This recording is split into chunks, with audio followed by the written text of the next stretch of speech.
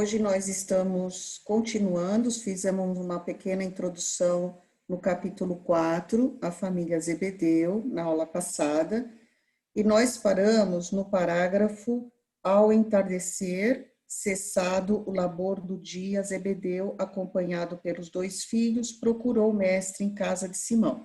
Enquanto vocês se localizam aí no texto, o Rafael pediu para fazer uma observação.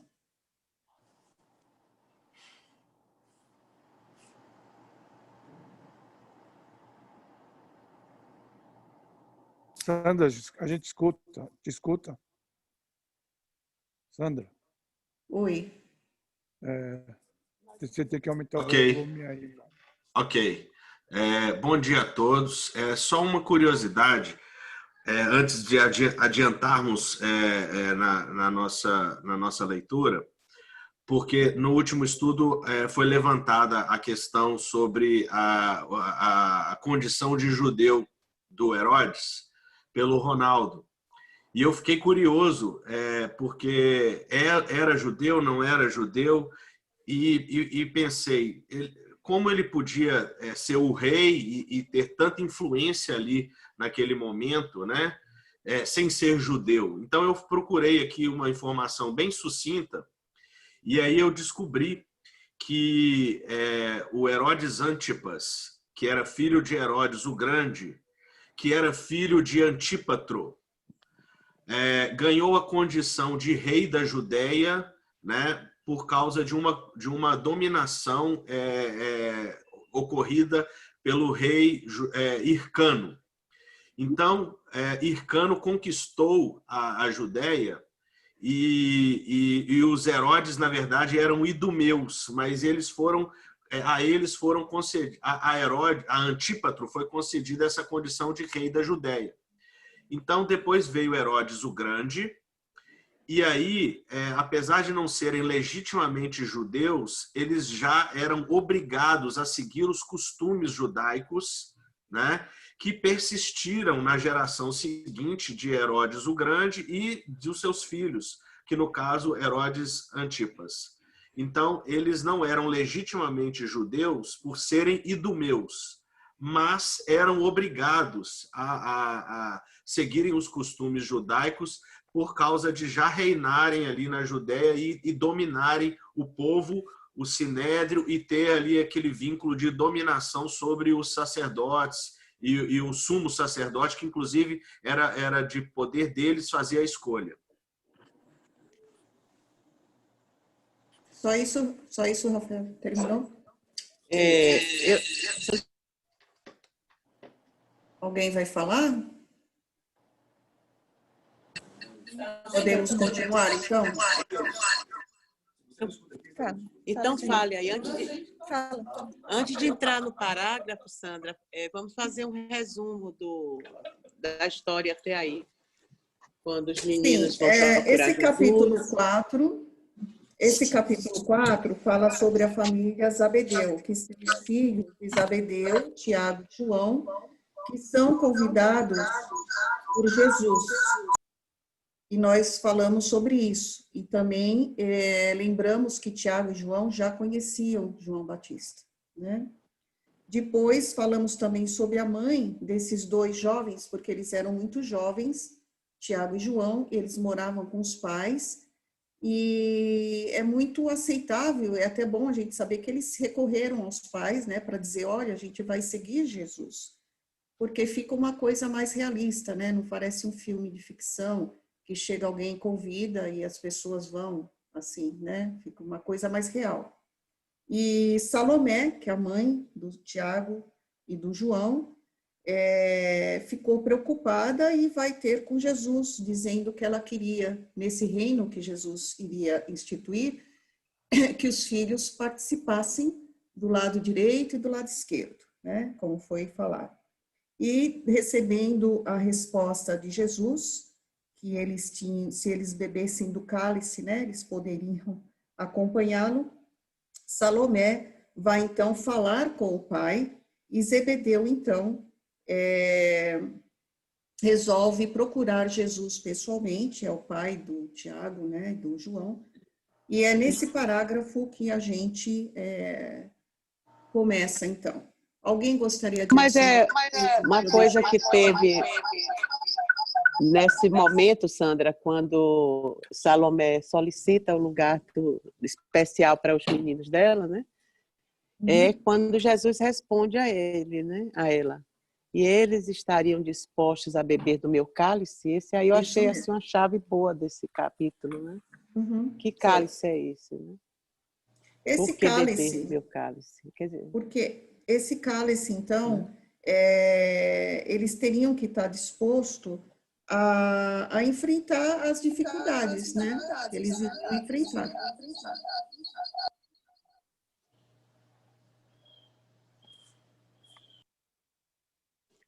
viver as amarguras, as agruras que As armaduras. se exigem de qualquer missionário. Qualquer Exato. pessoa que começa a defender uma ideia que lida com a igualdade, com a solidariedade, o respeito ao próximo, a queda E uma perseguição, né? das perseguições e das... Quando você distingue as pessoas pela cor ou pelo preconceitos. Sim. Né? Então, tudo isso leva a pessoa a passar bastante dificuldade, né? Então, e é o que nós vamos discutir e não devia hoje. Ser.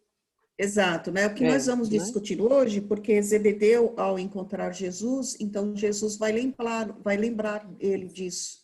E é isso que vai ser mais aprofundado agora, né? Porque essa resposta foi dada a Salomé. Salomé, aparentemente, assim, não entendeu, achou a resposta difícil e foi falar com o pai dos meninos. E aí Zebedeu, nesse encontro agora com Jesus, Jesus vai falar justamente isso. É essa discussão do capítulo de hoje. Podemos continuar? Podemos. Então, vamos lá. Então, ao entardecer, cessado o labor do dia, Zebedeu, acompanhado pelos 2 filhos, procurou o mestre em casa de Simão. Jesus lhe recebeu a visita com extremo carinho, enquanto o velho Galileu expunha suas razões, humilde e respeitoso. Zebedeu, respondeu-lhe Jesus, tu, que conheces a lei, e lhes guarda os preceitos no coração, sabes de algum profeta de Deus, no seu tempo, fosse amado pelos homens do mundo? Ele respondeu, não, Senhor. Que fizeram de Moisés, de Jeremias, de Jonas? Todos os emissários da verdade divina foram maltratados e trucidados, ou banidos do berço em que nasceram. Na terra, o preço do amor e da verdade tem sido o martírio e a morte. O pai de Tiago e de João ouvia-o humildemente e repetia, sim, Senhor. Então, Jesus aqui vem lembrar a Zebedeu que ele sabia, ele era conhecedor da lei de Moisés, e vem lembrar Zebedeu o que aconteceram com aqueles profetas anteriores. Foi fácil? Não foi, eles foram perseguidos, foram mortos, né? Então, Jesus está lembrando aqui Zebedeu dessa parte, né? Sandra, alguém gostaria de fazer mais algum comentário? Pois não. Eu queria fazer um comentário. Não, eu pedi aqui para o Tom olhar a etimologia da palavra cálice, e uma delas é corpo. Então, agora, nessa passagem aqui, quando Jesus fala, ele para Zebedeu aqui, sobre essa questão, né, de quem já passou aqui e que não teria sofrido, eu fiquei pensando também que esse cálice é essa participação corporal, né? A gente seguir o Jesus está muito envolvido com o espírito se tornando carne, por exemplo, com um convite de que você vai passar por coisas inerentes à matéria, inerentes né, o que significa, o que o sofrimento vai fazer parte, que esse seguir ele não seria só essa parte espiritual, né? Às vezes a gente fica muito voltado assim na parte espiritual e a gente sabe que a parte física aqui tem uma importância tremenda. Então, com essa etimologia e essa passagem, me deu essa conotação de esse convite de que aqui a matéria vai ter que passar por coisas que é inerente à matéria. Alguém mais gostaria de falar? Não, é que o sofrimento... Vamos ver quem levanta. Márcio levantou a mão. Márcio. Deixa eu ver, Márcio. Deixa eu ver se eu consigo... Sandra, por favor, eu controlo aqui, porque senão confunde se você vai controlar as mãos aí. Pode falar, Márcio. Você ouviu, Sandra? Sandra, Oi. por favor, deixa eu controlar aqui, que senão você não sabe se tem gente querendo falar. Entendeu? Apareceu aqui a mensagem, Eu viu? sei, Sandra, Apareceu por pra mim. favor. Claro. Então, o que eu queria colocar é o seguinte, que com relação a esse cálice, ontem ainda, na pré-leitura do GO, né, havia um texto que falava sobre as mãos de Jesus. Só um minutinho que está com eco aqui. Pronto. Não. Pronto, acho que agora dá para ouvir. Vocês estão me ouvindo aí? Que estão no... Quem tá? Sim? Ok. Estamos ouvindo. Então, quando a gente fala em cálice, o que me remeteu, a lembrança que me foi, é essa parte do sofrimento de Jesus. Mas não é o sofrimento aquele de ter sido pregado à cruz, não é com relação a isso, mas é a dor e o sofrimento que a gente passa toda vez que temos uma palavra do Evangelho, cara, para com o nosso próximo, por conta ainda da nossa necessidade de receber algo de volta. É essa dor onde toda vez que a gente se propõe a falar alguma coisa, às vezes não somos entendidos, né? E ainda nos estágios que nos encontramos aqui na Terra, sempre estamos aguardando algo de volta daquele receptor. Então, esse ensinamento de Jesus é que eu acho que a gente deve gravar com relação ao cálice. Você está preparado para ir sim, para expandir a minha palavra, falar de amor sem querer nada de volta? Você está preparado, sim, para ser pregado à cruz e ainda assim amar esses que te pregaram? É nessa extensão que eu acho que a gente está entendendo aqui a respeito do cálice. Né? Era isso. Mais alguém gostaria de falar? Eu. Não, porque é exatamente isso que o Márcio falou, achei fantástico, porque a minha concepção foi essa mesma. Mas eu fiquei pensando também, então, quando Jesus fala, afasta de mim esse cálice, o que ele estaria dizendo, então, se a gente entender que esse cálice pode ser um corpo, que para mim, quando eu pensei nessa experiência corporal, e quando ele fala, então, afasta de mim esse cálice, o que será que ele quis dizer, então? Essa condição ainda pequena. Né, Pode falar? Eu acho que seria, Estela, essa condição, porque Jesus, mesmo sendo mestre, naquele momento em que ele vai vendo o desfecho chegando, né? Você não sabe os projetos de um pai para o filho, né? Os pais fazem projetos para os filhos de crescimento, de desenvolvimento. Aí quando você vai vendo chegar uma idade que aquilo não se concretiza, por todo o respeito que você tem àquela criatura, descobrindo que ele tem limitações e por isso não vai nunca concretizar aquilo que você planejou, vem esse sofrimento, essa... Não é decepção nem nada, que Jesus não estava aberto a isso, mas como se fosse aquela pequena tristeza que dá assim, puxa, não consegui chegar ao ponto que eu gostaria. Mas afasta de mim esse cálice, Pai, porque eu não quero mergulhar nessa dor. Eu quero continuar o projeto, né? Porque a gente está sempre precisando de ajuda. Acho que mesmo Jesus tinha os momentos dele de escrever assim na areia para refletir junto com a cúpula crística para ver qual a melhor decisão a tomar. E quando você está na carne, é diferente, você está assistindo a coisa do mundo espiritual, com todo o movimento que o mundo espiritual lhe dá em forças, né? Você está na carne exercendo o papel, é mais difícil, eu acho. Aí. Eu tenho a impressão que quando Jesus fala, Pai, afasta de mim esse cálice, depois ele fala, lá na cruz já, Pai, ó Pai, por que me abandonastes? Em nenhum momento ele questiona Deus. Isso está nos Salmos, nas profecias. Se a gente pegar lá na profecia do Messias e pegar em Salmos, o Salmo começa, Pai, ó Pai, por que me abandonastes? E aí, ele na verdade, ele estava cantando. Ele não estava dizendo por que abandonou. Ele estava profetizando, ele estava cumprindo a profecia do Salmo que falava exatamente Pai, ó Pai, por que me abandonaste? E cantando o Salmo. Para Que poder era até- cantada, e era que ela era uma cantado, música, era né? uma música de Davi. Então era aquilo que você canta na hora, Gado, de refletir fazer uma reflexão sobre aquele momento doloroso. Mas não Imagina que reclamando. Jesus, o Olha, pai, eu quero governador do desistir órgão, agora, me leve antes da última É. vez. Olha, o pessoal do QSSF já está colando chiclete na cruz, eu não quero nem ver essa parte. com a sabedoria que ele tinha da imortalidade da alma. Né? Mas devia ser doloroso. Podemos continuar?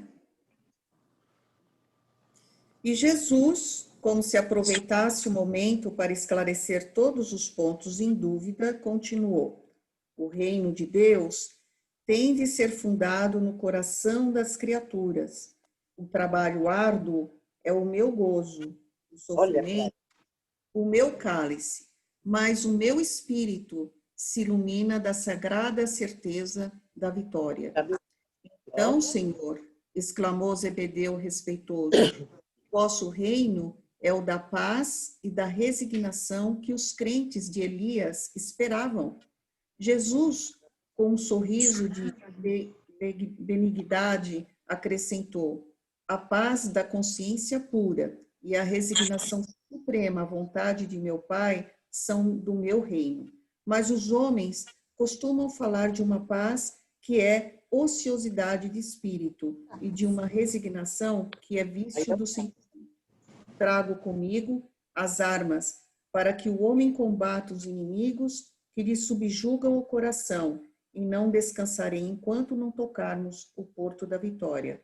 Eis porque o meu cálice agora tem de transbordar de fel, que são os esforços ingentes que a obra reclama. Alguém gostaria de fazer um comentário sobre esse parágrafo? É como se aquilo fosse já esperado, não é? Não tinha como ser.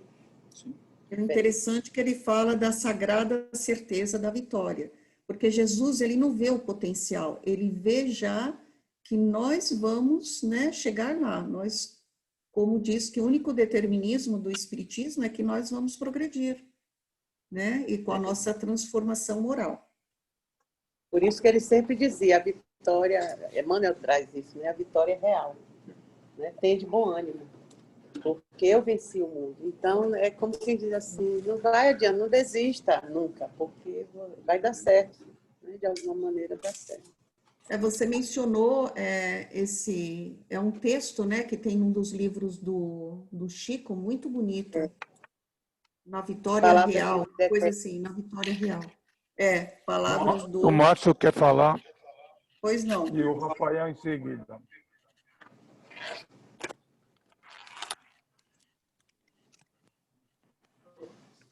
Não, peraí.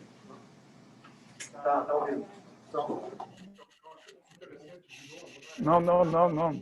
Você tem que abrir o microfone. E agora? Estão me ouvindo? Sim. Sim? Ok. É interessante, Stella, que de novo o cálice aparece aqui, né? Então, mas também é interessante que ele coloca nesse trecho aqui, né? Não descansarei enquanto não tocarmos o porto da vitória. Então, aquilo que a Má estava falando, ele tem certeza absoluta, né? Da onde a gente vai chegar. Mas Cristo, na posição de Cristo, tinha sim conhecimento que isso é inerente à Terra, ao mundo onde ele estava aqui a nos acolher, né? Porque não é essa condição que a gente tem em todos os mundos, provavelmente, né? Então existem outros mundos onde não tem que ter o fel do cálice, porque as pessoas já têm o entendimento correto, né? Do amor, já estão em outro nível, né? Onde não combatem as suas necessidades com ódio, rancor e guerra. Mesmo quando a gente vê o começo da história, o que Salomé queria? Ah, mestre, pode então meus filhos, um sentado do seu lado direito, lado esquerdo, depois que o senhor dizimar os romanos, era mais ou menos na cabeça dela estava essa situação, não? O que o senhor vai fazer? Vai fazer uma bomba atômica nos romanos? Vai ser ótimo. Os meus filhos podem sentar um do seu lado esquerdo, do outro lado direito? E aí ele então começa a explicar, não é nada disso, nós vamos colocar o amor aos poucos no coração de cada um. Nós não vamos acabar com ninguém, nada vai ser imposto à força, né? Mais adiante ele fala isso, né? Então, acho que é essa concepção, o fel ainda é inerente à Terra, a condição que a gente ainda vive aqui no nosso grau de desenvolvimento em que estamos. Né? Rafael, Em seguida temos Humberto. Estão me ouvindo? Sim. Ainda com relação ao cálice que a Estela mencionou, e aí, Estela, eu achei uma coisa muito interessante aqui, e novamente, fazendo uma ligação muito importante com a utilização do cálice por Jesus nesse momento, em que ele anuncia, né, que se quiser seguir, vai ter muita dificuldade pela frente, tá? E aí ele usa de novo o cálice nesse momento em que você diz que ele fala: Pai, afasta de mim esse cálice. No Monte das Oliveiras, nos momentos anteriores à traição de Judas, onde ele vai ser preso pela guarda do templo. E aí tem uma coisa muito bacana, que é o seguinte: eles estavam juntos, né, ceando, e aí Jesus fala tudo aquilo, né, coma do pão, beba do vinho, e ele começa a dizer, a fazer um aviso, trazer um aviso para os discípulos, que ele fala assim: Simão, eis que Satanás já recebeu autorização para vos peneirar como trigo. E ele vai prever ali a negação de Pedro sobre ele. E ainda, naquele momento, os discípulos eles dizem o seguinte: Senhor, eis aqui 2 espadas, com aquela ideia de que eles precisam pegar nas espadas para fazer com que o reinado de Jesus prevaleça. Então, Jesus se afasta, indignado diante daquela situação, e aí ele fala: Pai, se queres, afasta de mim este cálice. Entretanto, não seja feita a minha vontade, mas o que tu desejas. Porque eu acredito que ele estava também pedindo para que aquela tentação de tornar aquela missão, colocar aquela missão numa outra direção, da agressividade, que os próprios apóstolos já estavam ali tendenciosos a aceitar, tanto que Pedro corta a orelha do soldado quando ele chega. Ele está pedindo, ele tá falando com Jesus, com Deus, o seguinte: afasta de mim este cálice e que se cumpra em mim a tua vontade. Esse cálice, de novo, esse cálice da agressividade, de um outro plano para o que seria o que estava realmente para acontecer segundo a vontade de Deus. Eu vi dessa forma também. Roberto. Bom dia a todos. Os comentários muito interessantes de todos que participaram até agora. Eu fiquei mais aqui num ponto em relação à certeza da vitória.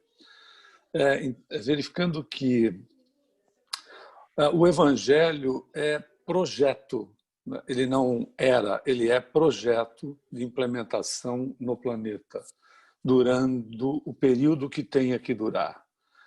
Não existem, nas condições da sua implementação, imposições, principalmente essas de características catastrofistas, que são pregadas por vezes por opiniões de alguns espíritas e de outros líderes, às vezes religiosos, onde, como projeto que todos os aspectos das suas ocorrências estão devidamente previstos por Jesus, que é um espírito crístico e senhor planetário. E, obviamente, tinha, como tem, o conhecimento dessas etapas que nós, como os seus tutelados, teremos que passar, já passamos e teremos que passar, com a utilização do livre-arbítrio, seja de caráter individual e também de caráter coletivo. Mas é interessante que ele diz: a vitória é segura, porque não existe plano B para processo evolutivo de espírito, como não existe plano B para a evolução do planeta em si como um todo.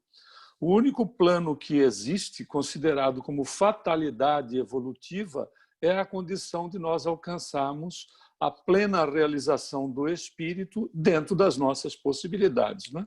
A perfectibilidade que nós sabemos existir, uma vez que perfeição absoluta é só de Deus.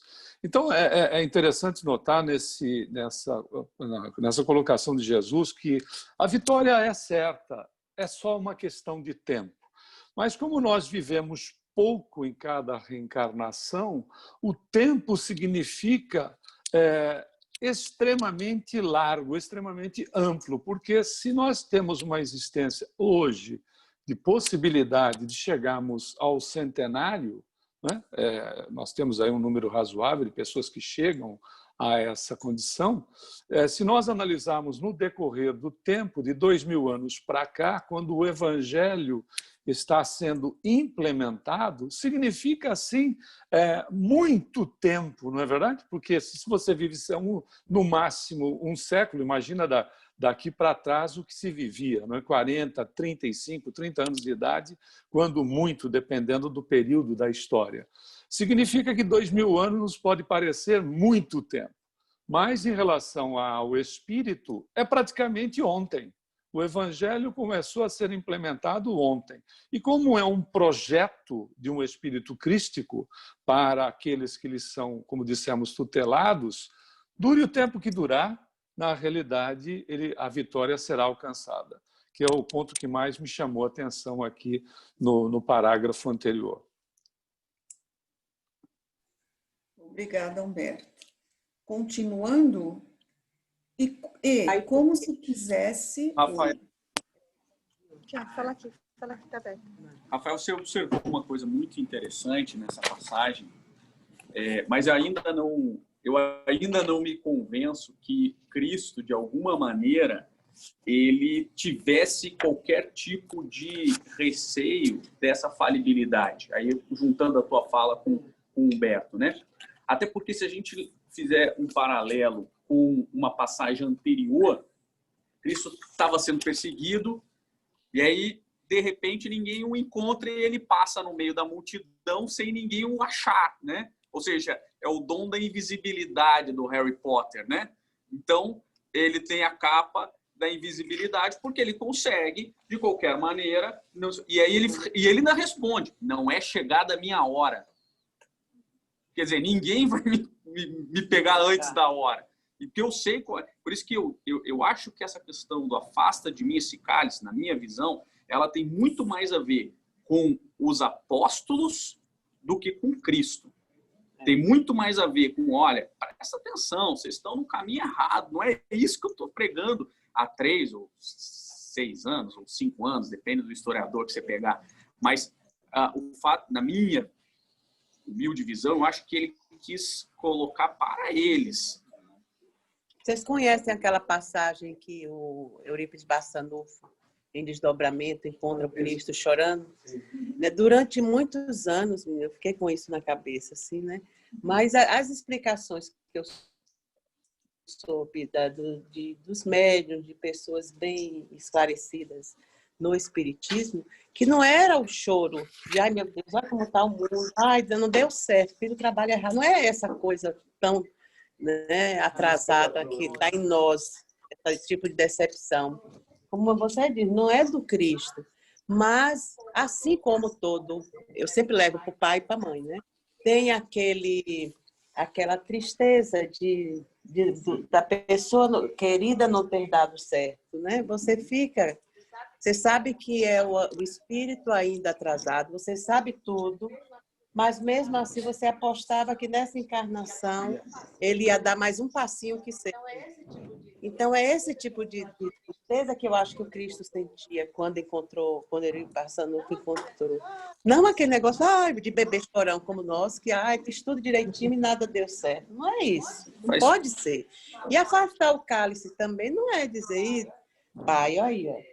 Você prometeu uma coisa, me deu, eu chego aqui, é outra, esse pessoal me deixou assim, agora eu não quero ir até o final. Como que ele Humberto levantou a mão. Deixa eu fazer o gancho aqui com a Marisa, porque tem a ver com esse... E Marisa tem toda a razão, Marisa, quando você fala isso, porque eu como um jurista, a gente tem que se ater à jurisprudência que a gente tem, né? E eu vou na jurisprudência. Você vai pegar Nosso Lar, encontro de André Luiz com a mãe. A mãe de André Luiz estava numa esfera superior à de Nosso Lar e ela vai encontrar para André Luiz. Ela, naturalmente, e vamos colocar, provavelmente a mãe de André Luiz estava muito abaixo de Cristo, né? Então, só para a gente fazer um... E quando ela encontra o André Luiz, seu filho querido, que durante 8 anos ela tentou intervir por ele dentro do umbral. Ela se emociona, mas não cai uma lágrima. Quem cai lágrima é de André Luiz, que fica com a mão trêmula, pega o trecho lá, ele fica com a mão trêmula, a mãe acariciando ele. Lógico que tinha todo um carinho por ele. Era a mãe, pelo menos mãe na Ali ela estava encarnação. até feliz, porque ela disse, agora ele já está começando. Quem sabe dessa vez? Imagine que Cristo ia chorar. Não vai chorar.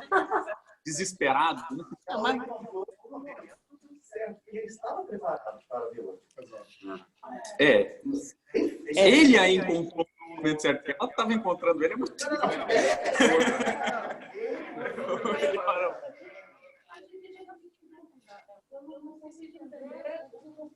Sandra, por favor, põe no microfone, porque se a pessoa que está numa coisa não escuta. Talvez passe.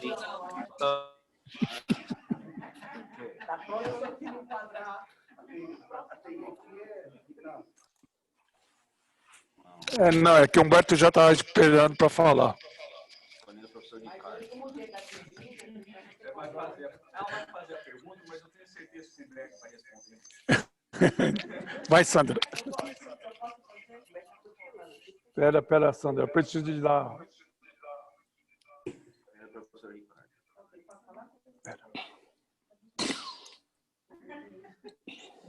Tem alguém para falar, Namã? Quem vai falar? Humberto. Sim, a Sandra vai falar aqui. Espera um pouquinho. A Sandra Kern. Ah, tá. Você tem que dar um mute. A mute. Pronto. Aí, agora você Deu? vai falar. Na verdade, é uma pergunta, porque ainda fica para mim assim, qual é o sentido quando ele fala, Pai, afasta de mim esse cálice? Porque aqui a gente falou de várias vertentes, e eu fiquei, e um contrapondo a outra, então eu fiquei com a dúvida ainda. Então, assim, ele está dizendo em relação aos apóstolos, mas em relação ao que os apóstolos? O que tinha que se afastar dele se ele sabia que ele tinha a certeza da vitória, a certeza de que nós vamos chegar lá e que ele vai ter êxito. Então, o que precisava ser afastado naquele momento? Essa é a minha dúvida. Humberto pode responder? Na realidade, eu acho que a gente tem que voltar um sobre... pouco em relação a esse sentido, porque precisamos lá até a observação do próprio Paulo, né, de que na segunda carta aos Coríntios, a letra mata e o espírito vivifica. Na realidade, Jesus falava em aramaico, uma língua morta, onde ele não deixou nada escrito, e o que foi escrito posteriormente sofreu, lamentavelmente, como qualquer situação dessa natureza, a informação passada oralmente. Primeiro isso. Segundo, que depois quando começou a se colocar em textos, houveram equívocos em matéria de tradução, de interpretação e, inclusive, de inserções desnecessárias. Existe uma obra muito interessante do pesquisador Pepe Rodrigues, um espanhol, que ele escreve sobre o Velho e o Novo Testamento, e um dos seus livros, que é um dos mais vendidos, inclusive, chama Mentiras Fundamentais da Igreja Católica. Ele faz uma análise do Velho e do Novo Testamento nas questões das acomodações em relação à própria missão de Jesus em si, mas considerando também as questões voltadas para aquilo que acabamos de dizer. Interpretações inadequadas, né, inserções desnecessárias e, obviamente, a própria situação em si de que os evangelhos passaram a ser escritos depois de quase 70 anos. Né? O último deles, depois de quase 70 anos da partida do Cristo. Então, a gente tem que tomar um pouco de cuidado em relação, e aí até o Ailton fez esse comentário, não é possível admitir determinados posicionamentos de Jesus, porque, veja, o aramaico já foi motivo de um comentário nosso, a mudança de uma vogal altera a frase. Então, a própria questão da situação, que acho que foi a Ayrton que fez uma observação muito feliz sobre o posicionamento de Jesus na cruz, dizendo, bom, agora você me deixou na mão, né? Se fosse na atualidade. Né? Não faz o menor sentido com a capacidade de um espírito crístico, quando ele diz Eloi, Eloi, lama sabachthani. Não faz o menor sentido. Mas se você altera uma vogal, e eu já usei este exemplo aqui, porque esse historiador já trabalhou sobre esse ponto, fica Eloi, Eloi, lama sabachthani, Pai, Pai, como me glorificas. Também é outra situação que se a gente for mergulhar com profundidade, não faz o menor sentido Jesus dizer, bom, agora você está me glorificando, olha como eu sou bom, etc. Porque quando ele é abordado sobre a questão da bondade pessoal dele, quando a pessoa diz assim, o senhor é bom, ele diz, não, bom não sou eu, não. Bom é o Pai que está nos céus, né, que faz a sua chuva cair sobre justos e injustos e o seu sol nascer. Bom, pouco importa aí a colocação, né, sobre bons e maus. Então, veja, é importante que a gente também utilize nas nossas reflexões, e ora, essa é só a reflexão de um posicionamento de um dos estudantes que aqui está, considerar também esses aspectos de que, será que aconteceu mesmo desse jeito? Segundo, ele teria realmente dito isso? Terceiro, ele estava mesmo com medo? Não é? Porque, veja, nós estamos tratando de um espírito crístico. Nós não estamos tratando de uma pessoa que está numa condição evolutiva semelhante à nossa, com todo o respeito que nós merecemos nas conquistas que nós já fizemos.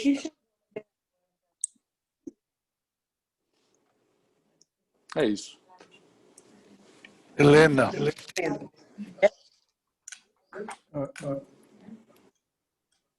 Chamou Helena? Helena. Helena quer falar. Aceita a multi. Pronto, está aberto ainda. Helena dormiu. Helena. A Helena, acorda, mulher. Olha se aqui no centro da frente do pode, um olha para o outro. Não é? Melhor dormir do que desencarnar. É a vibração boa do PSSF, Marisa. Ana está na fluidoterapia. Eu vou levantar a mão para o Tom aqui, que está do meu lado, que quer falar também. Tá vendo, Helena? Estamos aqui com 4 pessoas, tem pouca gente. Você está vendo a Helena aí, não? Não, por isso que eu estou procurando aqui. Cadê a Helena? Saiu. Helena saiu? Então te chateou, tá vendo? E se afasta de mim, cálice que demora demais. Bom, pode seguir então. Sandra, pode seguir. Então, não, para um pouquinho, Mar. Peraí, é porque eu não consigo levantar a mão aqui, o Tom não está online, mas ele quer falar. Posso passar para ele? Posso passar um pouquinho para ele, peraí. Mas bom dia, vai gente. mudar o Vocês assunto conseguem... ainda. Não, é dentro do assunto. Alguém está me ouvindo ou não? Estamos. A primeira vez que entra a palavra cálice é Moisés que entra e uma comemoração, ele comemora 4 cálices, né? O primeiro cálice é feito na Páscoa, isso os judeus fazem até hoje. O primeiro cálice significa a escravidão do Egito. A segunda, eles tomam 4 cálices durante a Páscoa, né? O processo da Páscoa. O segundo cálice é a libertação. O terceiro cálice é a promessa. E o quarto cálice é o amor de Deus para nós outros. Isso é onde começa o cálice. O cálice aparece em Mateus, parece que aparece 71 vezes. Ele aparece milhões de vezes na Bíblia, gente. Não sei, deve ter alguma coisa. A palavra cálice que a gente interpreta hoje como um copo, eu li aqui também a etimologia dele, entra como corpo. Talvez o corpo para o judeu seria o espírito. Então a gente está floreando e talvez o significado original da época fosse diferente do que é hoje, né? Isso a gente tem que levar em conta também. A respeito do que o Ayrton falou, eu também concordo um pouco com o Ayrton, porque Jesus basicamente não, tudo bem, afasta de mim, não foi na cruz, mas na hora que ele estava na cruz, ele ficou repetindo salmos o tempo todo, né? Então ele era um orador de salmos o tempo todo. Então é só para deixar, talvez tenha uma importância diferente na palavra cálice que a gente não está atento ainda. Só esse significado, libertação, escravidão, qual foi o outro? Escravidão, libertação, escravidão, libertação, promessa e amor. Ó, Helena voltou. Conseguiram ouvir o que eu falei? Isso aí. Sim. Helena agora. Fala, Bahia. Pois não, Helena. Estamos ouvindo. Eu tava, porque me passou pela cabeça o seguinte, eu sei que pode parecer muito simplista, mas será que também essa situação do cálice não foi só título de nos ensinar, de exemplo, como em tudo Jesus foi exemplo? Ele vem mesmo para ser modelo, para ser guia, para ser exemplo. E assim como eu às vezes penso em todas as situações com os apóstolos, a traição, a mentira, o Pedro lá, que cortou a orelha, e várias situações, às vezes, porque a gente sabe que os apóstolos eram espíritos já mais elevados, mais iluminados. Então, assim, me parece que, será que não foi uma programação toda, não que assim dizer que foi tudo articulado, tudo já premeditado, programado, mas a título de ensinar mesmo, que mesmo assim você muito confiante, que mesmo você muito seguro da vitória, muito corajoso, muito tudo, ainda assim você tem a fragilidade, ainda assim você tem que ter a humildade, e fico pensando assim, se não é tudo também, até nessa hora extrema, né, de pai, afasta de mim esse cálice, não é também tão somente para servir de exemplo. Aí sabe, fica assim, tudo para nos muito ajudar a entender que até o Cristo passou por isso, então eu não sei. Acho que aí perde a autenticidade da lição. A gente não pode... Você acha que perde, Mar? Eu tenho para mim que a gente não pode nunca perder o norte de Cristo, de Jesus, né? Aquele ser o espírito crístico. Porque se a gente, ainda que a lição, aí Sandra, tentando responder algo com aquilo que existe. Acho que o Humberto foi muito feliz quando colocou na situação de que, primeiro de tudo, a gente tem que questionar se aquilo realmente foi dito. Mas vamos considerar que sendo dito, né? Porque tem essa situação de ter falado em aramaico, depois os textos eram em grego, depois eles foram traduzidos para o latim, depois eles vieram para as traduções só no final da Idade Média para cada idioma. Embora a gente ache os textos originais em grego na Biblioteca do Vaticano e é de acesso público na internet para quem quiser. Bom, mas pelo menos o texto grego, né? Mas vamos considerar que ele foi dito efetivamente, a gente tem que sempre interpretar ele como um espírito crístico. Eu acho que tem simbolismo, como o Tom falou, no cálice. O cálice é algo extremamente importante para a cultura. No Hanukkah, por exemplo, na cultura judaica, no Hanukkah, por exemplo, há toda uma questão simbolística em relação ao Ano Novo e o cálice, que é o corpo e o vinho é o espírito, né? Tem toda essa situação, porque o cálice é o corpo, né? Depois ele foi representado naquele formato de cálice. Mas, enfim, o cálice ele tem outro simbolismo também do ventre da mulher, tem um monte de simbolismo aí, porque símbolo a gente interpreta do jeito que for. Agora, a gente tem que voltar à questão do Espírito Cristo. Então, para mim, não existe uma resposta para isso, mas para mim, sendo Jesus o Espírito Cristo, quando ele fala isso, para afastar de mim esse cálice, é dos meus seguidores a violência. Para mim é isso.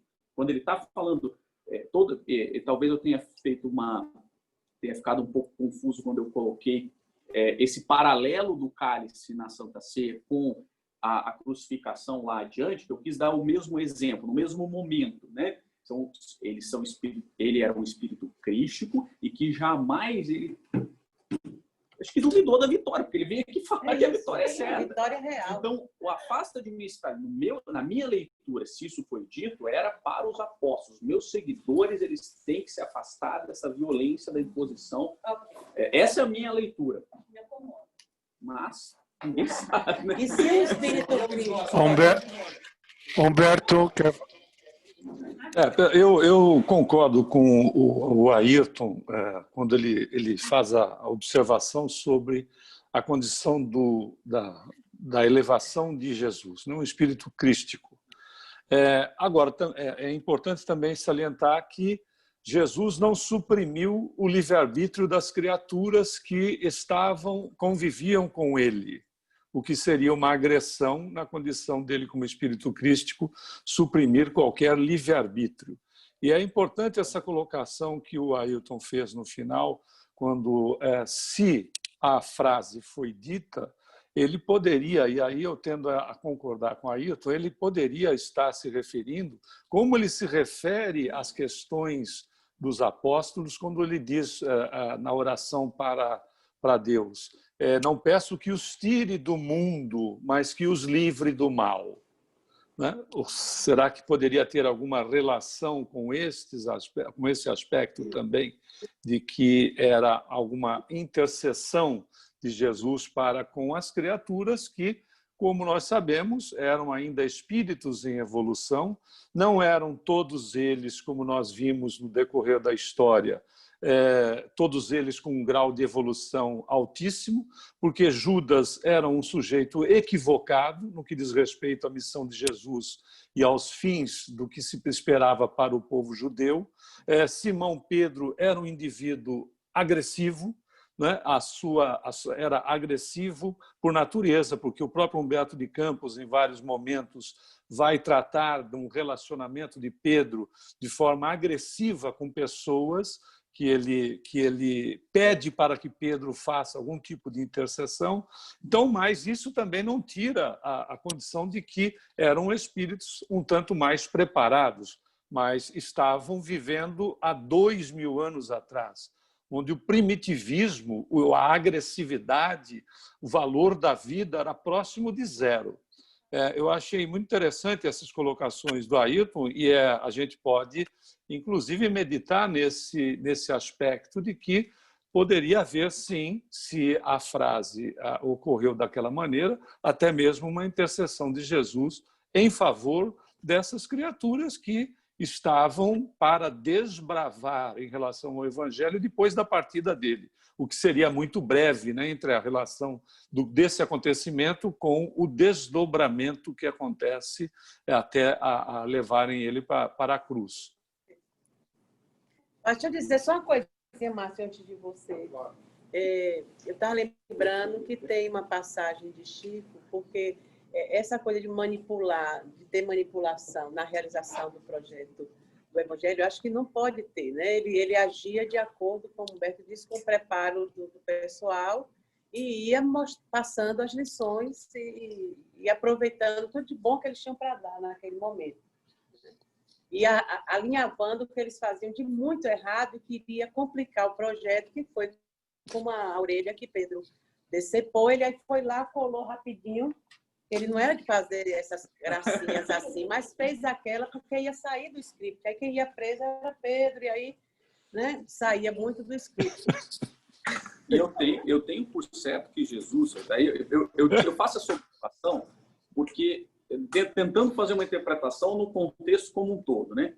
Porque Jesus sabia que o cristianismo seria deturpado. Sabia porque Mateus disse, se a gente pegar o 5º livro de Mateus, sermão profético, ou sermão escatológico, está lá dizendo claramente o que vai acontecer. Cristo já fazendo a profecia, né, de que o cristianismo seria deturpado, que haveria um falso Cristo, falsos profetas, e guerras, e nomes de guerras, e fome, e aí ele vai descrevendo todo o sermão profético ali.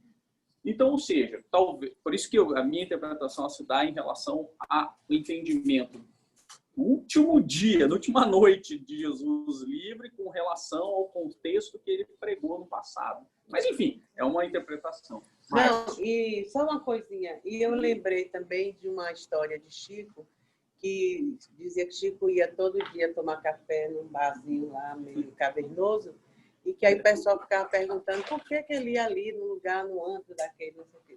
Ele dizia que qualquer espírita que entre no lugar como um bar, o bar vai virar um lar. Pela energia que o espírita tem, pelo que lida. Imagina, ele não estava falando de Cristo, de Jesus, nem dele, Chico. Senão ele dizia assim, um espírito como eu, poder entrar num lugar, né? Mas ele dizia o espírito, ou seja, a pessoa que está lidando e querendo transformar o seu mundo espiritual, a sua vida espiritual. Então, essa construção que a gente faz nos dá a possibilidade de chegar no centro e dar passe numa pessoa que está melhor do que nós. Só que naquele momento você é o passista e o outro é o doente. E você vai e faz muito bem. Entendeu? Então, eu acho que não tem essa coisa de dizer que os apóstolos eram espíritos elevados, por isso que gritaram. Não, Jesus pegou, lógico, o pessoal que estava mais ou menos, né, menos pior para a coisa e que podia, né, tanto que pegou Judas, né, sabendo já esse daí vai ser bom, porque o pessoal não vai querer mais felicidade. Depois Paulo, e isso porque isso também é uma lição para nós. Porque se ele viesse só com espíritos da mesma envergadura que ele, não nos daria a lição de que é possível o evangelho transformar. Mas, e lógico que pegando, como Paulo de Tarso, já o cara, assim, já na beira faltava só o papo. Não pegou também. O Márcio vai falar agora. Acho que só para depois da gente discutir tanto, porque é tão bonito essa discussão, né? E durante a discussão aqui tiveram diversas colocações, né? Às vezes diferentes, e às vezes, a Sandra, a gente sai, né? Fala, puxa, e agora com qual que eu fico, que nem você estava e tal. E acho isso bonito, porque cada um, no seu momento, no seu grau de entendimento, entendeu? Pode pegar o que for bom para si mesmo. E não tem nada de errado nisso. Aliás, isso eu acho que é parte de um dos ensinamentos de Jesus para nós todos, né? Que a gente saiba conviver, cada um com a sua opinião e respeitando a do nosso próximo.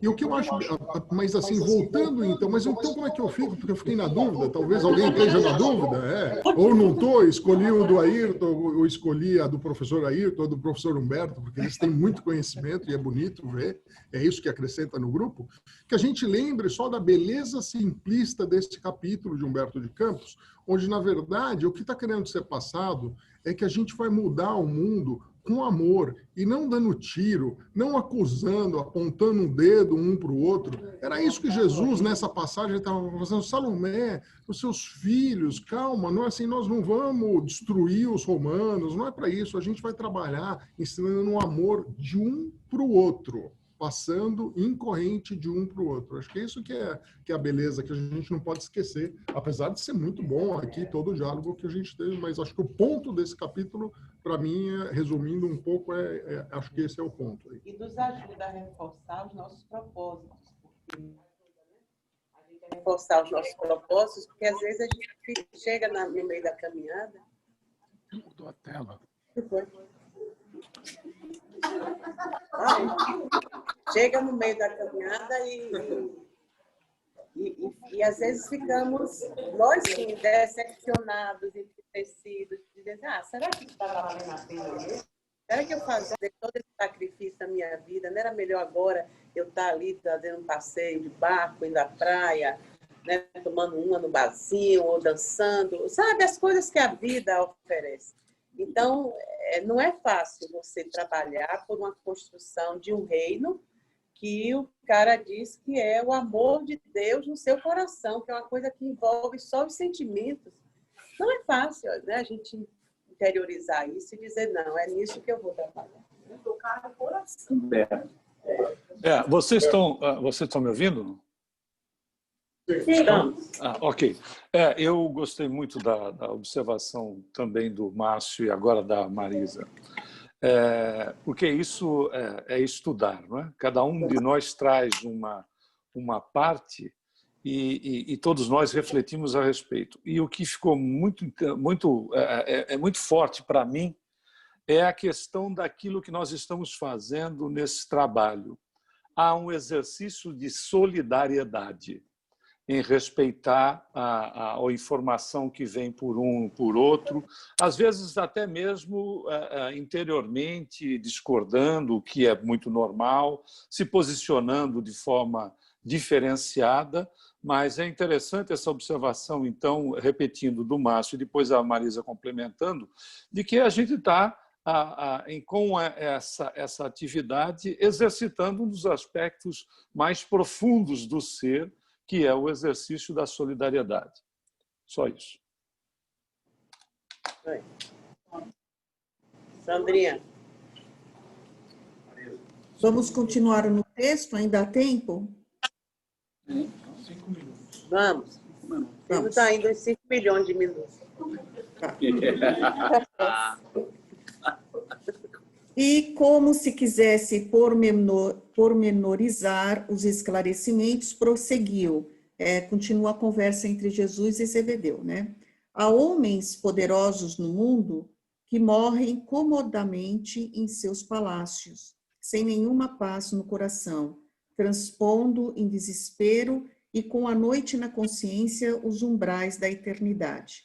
Há lutadores que morrem na batalha de todos os momentos, muitas vezes vencidos e humilhados, guardando, porém, completa serenidade de espírito. Porque em todo o bom combate repousaram o pensamento no seio amoroso de Deus. Outros há que aplaudem o mal, numa falsa altitude de tolerância, para lhe sofrer amanhã os efeitos destruidores. Os verdadeiros discípulos das verdades do céu, esses não aprovam o erro, nem exterminam os que o sustentam. Trabalham pelo bem, porque sabem que Deus está trabalhando. O Pai não tolera o mal e o combate, por muito amar a seus filhos. Vê, pois, Zebedeu, que o nosso reino é de trabalho perseverante pelo bem real da humanidade inteira. Enquanto os dois apóstolos fitavam em Jesus os olhos calmos e venturosos, Zebedeu o contemplava como se tivesse à sua frente o maior profeta de seu povo. Grande reino, exclamou o velho pescador, e dando expansão ao entusiasmo que lhe enchia o coração, disse ditoso: Senhor, Senhor, trabalharemos convosco, pregaremos o vosso evangelho, aumentaremos o número dos vossos seguidores. É aí que ele vai falar do número, né? Continuamos? Ouvindo estas palavras, o mestre elucidou, pondo ênfase nas suas expressões. Ouve, Zebedeu, nossa causa não é a do número, é a verdade, é da verdade e do bem. Essa parte é muito importante, né, gente? Porque, embora depois o evangelho fosse sendo distribuído globalmente, naquele momento, Jesus enfatizou, não é questão de número, né? Tanto que ele fala, onde houver 2 ou mais, eu estarei presente. Lembrando... Pois não. Não, pode falar, dizer aí a fala. Então, eu estava falando isso. Ele lembra Zebedeu que a causa não é de número, do número, que o caminho é da verdade e do bem. Que era isso o mais importante no momento, mesmo sabendo Jesus que depois o evangelho se espalharia, né, pelo planeta. Mas ele, naquele momento, Zebedeu estava preocupado com os números, porque senão, Jesus, quando chamou Tiago e João, ele poderia ter chamado a multidão, porque a multidão estava ouvindo ele. Ele poderia ter chamado aquela multidão, mas ele não chamou. Ele chamou a Zaqueu, ele chamou a Tiago e João, né? Então, naquele momento, não era uma questão de número. É isso que Jesus está querendo dizer para Zebedeu naquele momento, para ele não se preocupar com a quantidade de pessoas. Porque isso iria acontecer de qualquer forma. Isso aí. Podemos continuar ou alguém quer fazer algum comentário? Não, vamos ter que ir para a prece final por causa da palestra do Marcelo. Então tá. Então nós paramos aqui, onde ele fala, ouve Zebedeu, nossa causa não é a do número, é a da verdade e do bem, que dá para discutir bastante, né?